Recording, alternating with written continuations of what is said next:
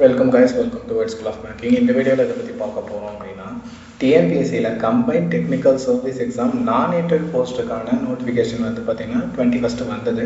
அதுக்கான அப்ளிகேஷன் வந்து பார்த்தீங்கன்னா இன்னையிலேருந்து ஸ்டார்ட். தட் மீன்ஸ் 27லேருந்து ஸ்டார்ட். ஓகேவா? அதுக்கு எப்படி அப்ளை பண்ண போகிறோம் அப்படிங்கிறதுக்கான டீட்டெயிலான வீடியோஸ் தான் இதில் பண்ண போகிறோம். ஓகே, சின்ன சின்ன மிஸ்டேக்ஸ் நிறைய பேர் பண்ணியிருக்கீங்க. ஏன்னா இதுக்கு முன்னாடி நான் டெக்னிக்கல் எக்ஸாம் பண்ணும்போதும் சரி, இல்லை அதுக்கு முன்னாடி பண்ணும்போதும் சரி, நிறைய பேர் வந்து பார்த்தீங்கன்னா சின்ன சின்ன மிஸ்டேக்ஸ்லாம் பண்ணிட்டு இருந்தீங்க.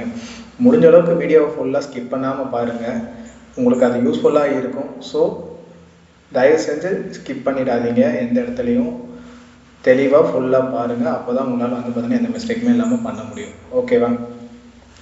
ஸோ டிஎன்பிஎஸ்சியோட அஃபிஷியல் வெப்சைட் என்னென்னா tnpsc.gov.in. இதில் கிளிக் பண்ணிவிட்டு போயிட்டோம் அப்படின்னா நமக்கு வந்து பார்த்தீங்கன்னா கரண்ட்டாக இருக்க ஓப்பனிங் ஃபுல்லாக காட்டும். ஓகேவா? என்னென்னா இன்டர்வியூ போஸ்ட்டுக்கு இருக்குது, நான் இன்டர்வியூ போஸ்ட். ஜஸ்ட் இந்த இடத்துல வந்து பார்த்தீங்கன்னா இன்டர்வியூ போஸ்ட்டுக்கு இந்த இடத்துல கிளிக் பண்ணவே வந்து பார்த்தீங்கன்னா அப்ளைன்னு சொல்லிட்டு காட்டுது. பட் நான் இன்டர்வியூ போஸ்ட்டில் இந்த மாதிரி காட்டல. அப்போ என்ன பண்ணலாம் அப்படின்னா ஹோம் பேஜ் போயிடுங்க.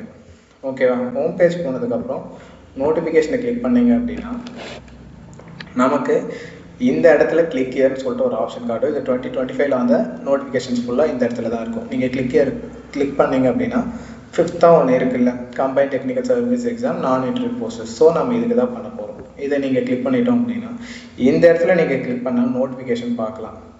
ஜஸ்ட் அப்படியே கொஞ்சம் கீழே நீங்கள் இதுக்கு கிளிக் பண்ணிங்க அப்படின்னா நம்ம அப்ளை பண்ணுறதுக்கான பேஜ் போயிடுவோம். இந்த இடத்துல என்னென்னா நம்மளோட ஓடிஆர், அதாவது நிரந்தர பதிவு விவரங்கள் இருக்குல்ல, அதை நீங்கள் கிளிக் பண்ணிக்கோங்க.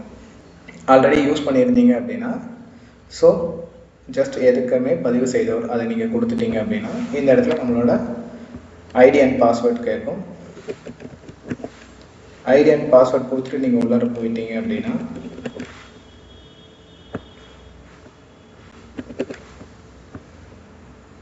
உங்களுக்கு இந்த இடத்துல கரண்ட் அப்ளிகேஷன் சொல்லிட்டு ஒரு ஆப்ஷன் காட்டுதுங்களா, இதை தான் நீங்கள் கிளிக் பண்ணணும். கிளிக் பண்ணதுக்கப்புறம் லெஃப்ட் சைடில் click here to select the name of the examination to apply அப்படின்னு ஒரு ஆப்ஷன் கேட்கும். இந்த இடத்துல நீங்கள் கிளிக் பண்ணிங்க அப்படின்னா நமக்கு 2 ஆப்ஷன் கேட்கும். 2 ஆப்ஷன்னா இப்போ கரண்ட்டாக என்னென்ன ஓப்பனிங் இருக்கோ அது எல்லாமே காட்டும். கரண்ட்டாக நமக்கு இன்டர்வியூ போஸ்ட், நான் இன்டர்வியூ போஸ்ட் ரெண்டுமே தான் இருக்குது. ஸோ நான் இன்டர்வியூ போஸ்ட்டுக்கு தான் அப்ளை பண்ண போகிறேன் அப்படின்னா நீங்கள் அதை தெளிவாக கிளிக் பண்ணிடுங்க. இதுதான் நான் இன்டர்வியூ போஸ்ட். ஓகேவா? அதை அப்ளை நவ் கொடுத்தீங்கன்னா அகைன் நம்மளோட ஐடி அண்ட் பாஸ்வேர்ட் கேட்கும். அதை கொடுத்துட்டு உள்ளார போயிடுங்க.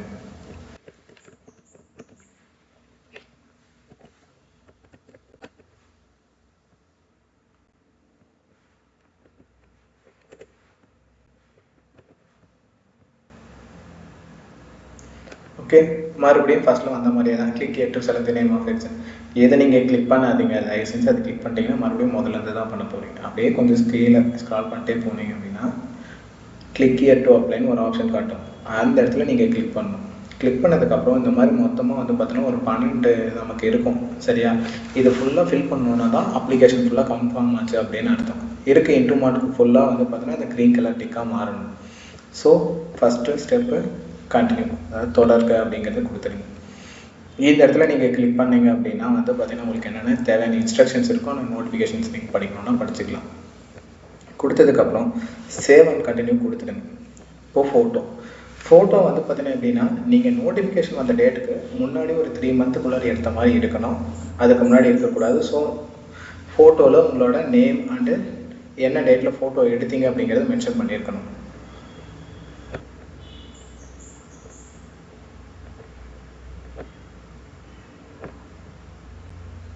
ஓகேவா? ஃபோட்டோ கொடுத்ததுக்கப்புறம் சேவ் ஃபோட்டோ கொடுத்துடுங்க. சில பேர் என்ன பண்ணுறீங்கன்னா டேரெக்டாக இந்த இடத்துல ஃபோட்டோ கொடுத்துட்டு வந்து பார்த்தீங்கன்னா அடுத்தது சிக்னேச்சரும் சேர்த்து பண்ணிவிட்டு ஒட்டுக்க நம்ம சேவ் கொடுத்துடலாம் அப்படின்னு பண்ணுறீங்க. அப்படிலாம் பண்ணக்கூடாது. ஸோ சேவ் ஃபோட்டோ கொடுத்துட்டு தான் அடுத்தது நீங்கள் பண்ணணும். இப்படி க்ரீனில் உங்களுக்கு காட்டும். சரியா? நெக்ஸ்ட்டு சிக்னேச்சர் சைனும் நீங்கள் அப்லோட் பண்ணிட்டீங்க அப்படின்னா ஓகேவா? சேவ் சிக்னேச்சர் கொடுத்துருங்க. ஓகே, இந்த மாதிரி க்ரீன் கலரில் காட்டினதுக்கப்புறம் உங்களோட டீட்டெயில்ஸ்லாம் வந்து பார்த்தீங்கன்னா கேட்கும். அது ஓடிஆரில் இருக்கிறது மாதிரி எப்படிலாம் இருக்குது அப்படிங்கிறது டீட்டெயில்ஸ் ஃபுல்லாக செக் பண்ணிவிடுங்க.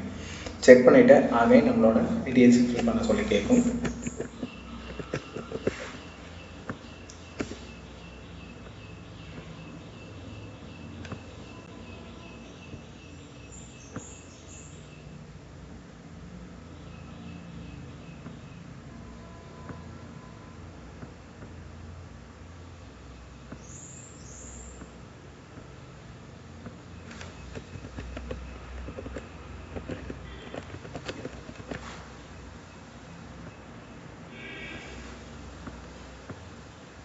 ஸோ எல்லாமே பண்ணதுக்கப்புறம் செக் பாக்ஸை கிளிக் பண்ணிவிட்டு சேவ் ப்ரொசீஜர் கொடுத்துருங்க.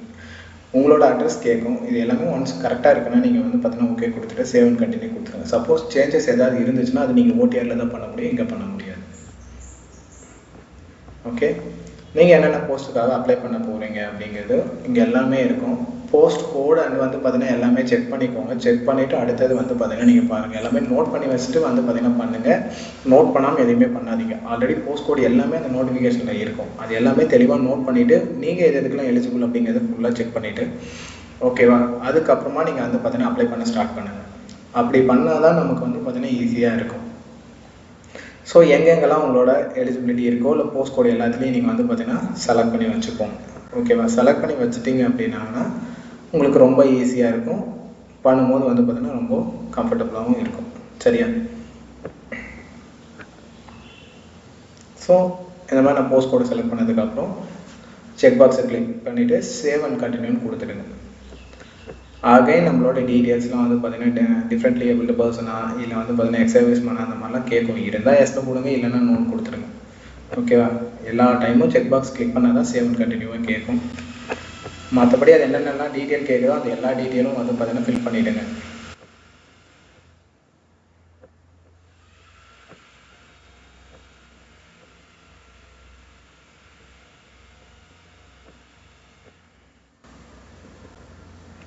பண்ணதுக்கப்புறம் ஓகேவா, எதுக்கெல்லாம் எலிஜிபிள்னு கேட்கும். அதில் நீங்கள் என்னென்ன பண்ணியிருக்கீங்க, டிகிரி சிவில் இன்ஜினியரிங் பண்ணியிருக்கீங்கன்னா அதை கொடுத்துருங்க. இல்லை வேறு ஏதாவது டிகிரி பண்ணியிருக்கீங்கனாலும் அதை கொடுத்துருங்க. பிஜி பண்ணியிருந்தீங்கன்னா அவங்க கேட்குற அதை பண்ணியிருந்தா ஓகே, இல்லை எனி பிஜினாலும் அதை டிக் பண்ணிக்கோங்க. ஓகேவா, அதுவே ஆட்டோமேட்டிக்காக மற்ற எல்லாமே டிக் ஆகிடும். கிளிக் பண்ணதுக்கப்புறம் வெரிஃபை த செலக்டட் குவாலிஃபிகேஷன் அப்படிங்கிறது கொடுங்க. அது வெரிஃபை ஆச்சு அப்படின்னா அது நெக்ஸ்ட் உங்களுக்கு கேட்கும். அடுத்தது நீங்கள் எஸ்எஸ்எல்சி அண்டு 10th டிகிரி இது எல்லாத்தோட டீட்டெயில்ஸும் நீங்கள் ஃபில் பண்ணுற மாதிரி வரும்.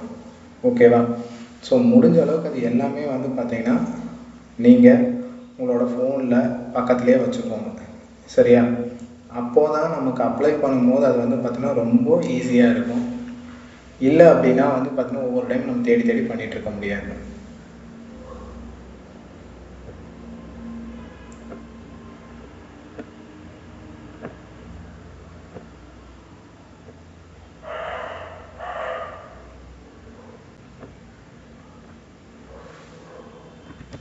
சர்டிஃபிகேட் நம்பர் நம்ம சர்டிஃபிகேட்டில் வந்து பார்த்தீங்கன்னா என்னென்னா ரைட் கார்னரில் டாப்பில் இருக்கும்.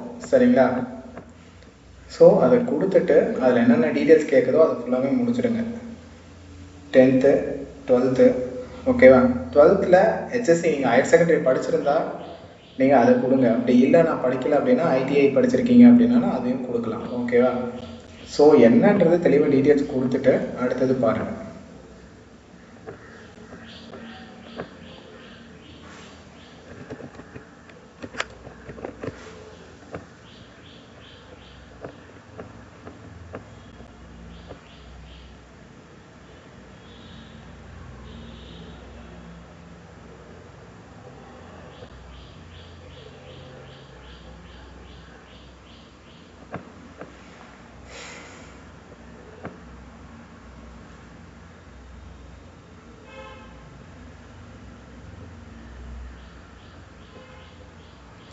அதே மாதிரி நீங்கள் என்ன டிகிரி படிச்சிருக்கீங்களோ அதுக்கான குவாலிஃபிகேஷன் இருந்துச்சுன்னா நீங்கள் ப்ரிஸ்கிரைப்டு தான் கொடுக்கணும். நாட் ஈக்குவலன்ட் நல்லா ஞாபகம் வச்சுக்கோங்க. எப்போவுமே ப்ரிஸ்கிரைப்டு தான். அதே டிகிரி படிச்சிருந்தீங்க அப்படின்னா ப்ரிஸ்கிரைப்டு, அதுக்கு ஈக்குவலண்ட்டானது படிச்சிருந்தீங்கன்னா ஈக்குவலண்ட் கொடுக்கணும். அதுக்கான ஜிஓ நம்பர் வந்து பார்த்தீங்கன்னா நோட்டிஃபிகேஷன்லேயே கொடுத்துருப்பாங்க. அப்படி இல்லைன்னா நம்மளுக்கு டிஎன்பிஎஸ்சியில் அதுக்கான அவைலபிளாக இருக்குது. ஓகேவா.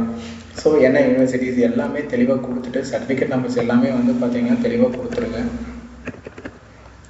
ஓகேவா.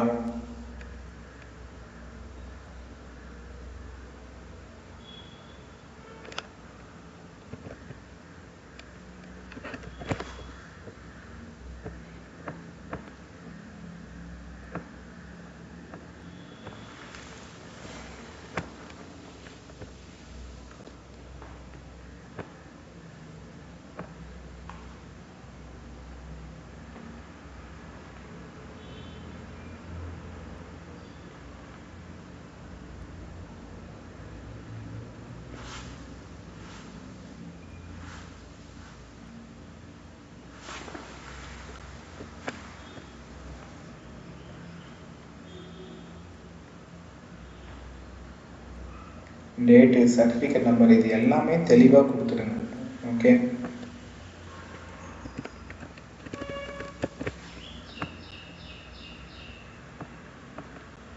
ஃபிசிக்கல் ஸ்டாண்டர்ட் வந்து பார்த்தீங்கன்னா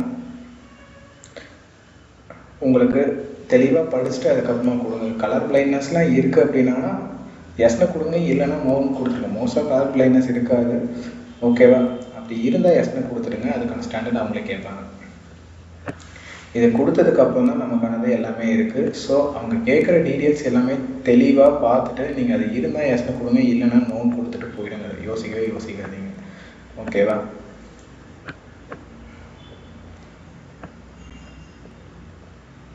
அதே மாதிரி பிஎஸ்டிஎம் வந்து பார்த்தீங்கன்னா நீங்கள் டிகிரி வரையுமே நீங்கள் வந்து பார்த்தீங்கன்னா தமிழ் மீடியம் படிச்சிருந்தா தான் நம்ம கொடுக்க முடியும். இல்லை அப்படின்னா நோன்னு கொடுத்துடுங்க. நான் 12th வரையும் தமிழ் மீடியம் படித்தேன், டிகிரி மட்டும்தான் வந்து பார்த்தீங்கன்னா இங்கிலீஷ் மீடியம் படித்தேன் அப்படின்னா அதுவுமே நோ தான். ஓகேவா? நிறைய பேர் பண்ணுற தப்பு இது தான். இல்லை நான் வந்து பார்த்தீங்கன்னா 12th வரைக்கும் படிச்சிருந்தாவே போதும், இது குரூப் 4க்கு அந்த மாதிரி நமக்கு செட் ஆகும், பட் இந்த இதுக்கு செட் ஆகாது. ஓகேவா?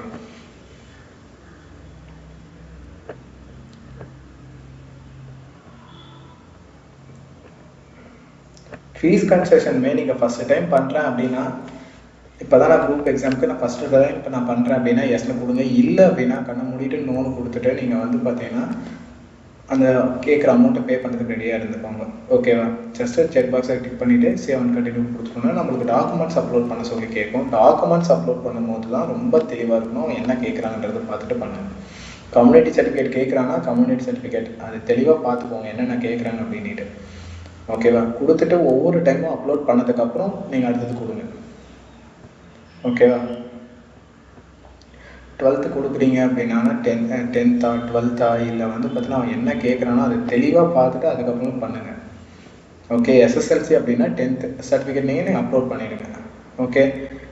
அதே மாதிரி 12th degree and UG Hindu religion அது அப்படி கேட்குறாங்க அப்படின்னா இந்த இடத்துல நீங்கள் பண்ண வேண்டியது என்னென்னா உங்களோட கம்யூனிட்டி சர்டிஃபிகேட்டை நீங்கள் அப்லோட் பண்ணலாம். சரிங்களா? ஏன்னா அதில் நமக்கு மென்ஷன் பண்ணியிருப்பாங்க ஹிந்து அப்படிங்கிறது.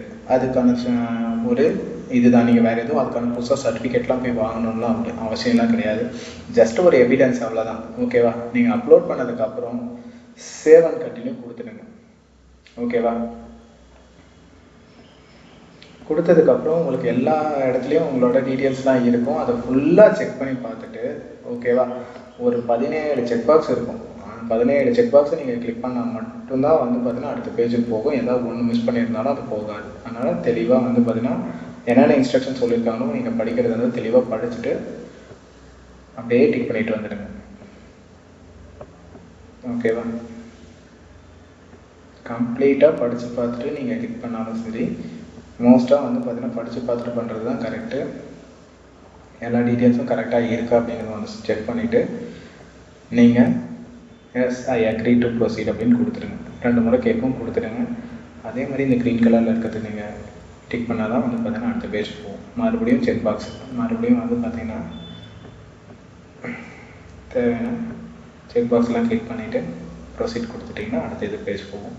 ஃபைனலாக பேமெண்ட்டு. ஓகேவா? இது நீங்கள் கொடுத்தீங்கன்னா தான் பேமெண்ட் ஆப்ஷனுக்கே போகும். ப்ரொசீட் டு பேமெண்ட் கொடுங்க. பேமெண்ட்டில் நிறையா மோட் இருக்கும். நீங்கள் எஸ்பிஐ யூஸ் பண்ணிங்கன்னா எஸ்பிஐ, அப்படின்னா சிசிஐ பண்ணி கொடுத்துட்டு ஓகேவா?